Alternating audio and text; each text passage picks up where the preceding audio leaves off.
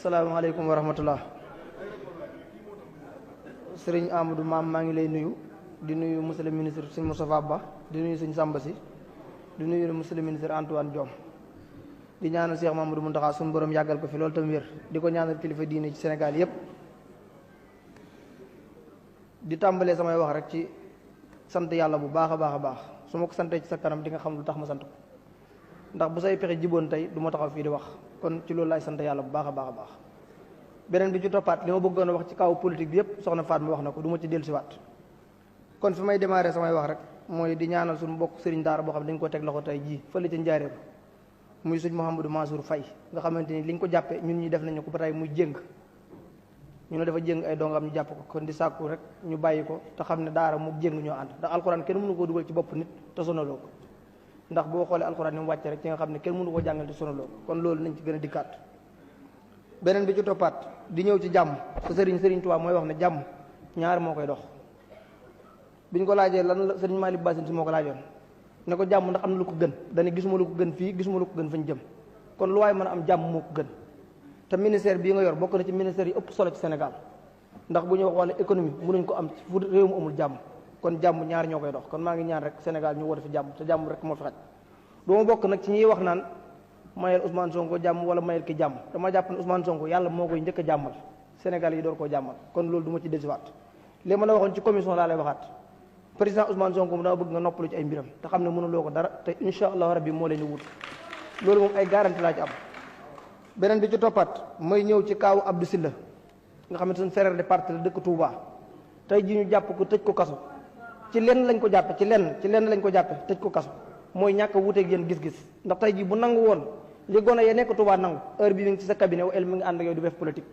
mais proposé ko xaalis mu bañ nga jàpp ko tëj ko kaso loolu moom maa ngi koy déploré di la ñaan nga bàyyi ko ndax Abdou Sylla dafa amul njaboot te jamono ji waxee njabootam ñu ngi dund souffrance bu mag a mag kon Abdou Sylla na nga ko bàyyi ndax xool ko ci sa place tey ji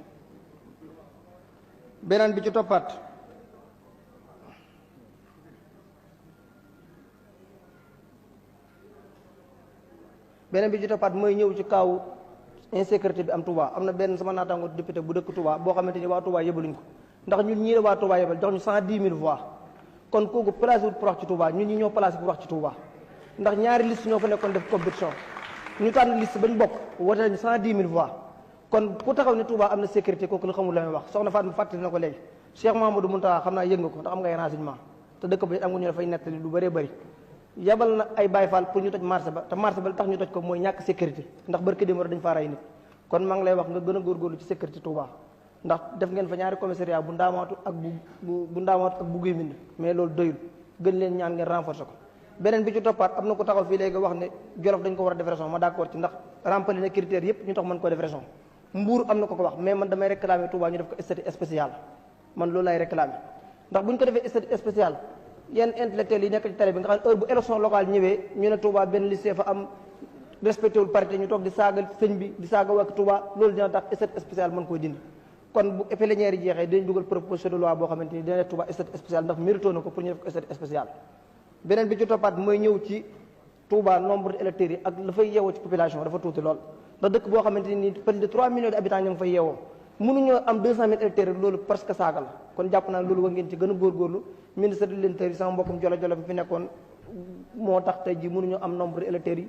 def na ay transfert électeur li ngeen def ko feneen ak feneen loolu yow mi nga xamante ni da ngay wooyee sa bopp taalibe dëkk Touba jàpp naa ne war nga cee gën a góorgóorlu ndax Touba citoyen ya fa nekk ay citoyen sénégalais lañ am droit voter di la xamal ne li ñu la dénk ñun buñu sañoon nga rincir ni ma la ko waxee woon man ak yow ñoo bokk dëkk Xombal ak président Ousmane Sonko yéene wuñ la nag nga jógee ci bopp réew mi di kaso di sa place dañ laa yéene boo jógee ci bopp réew mi nga delluwaat sa kër wasalaamaaleykum wa rahmatullah.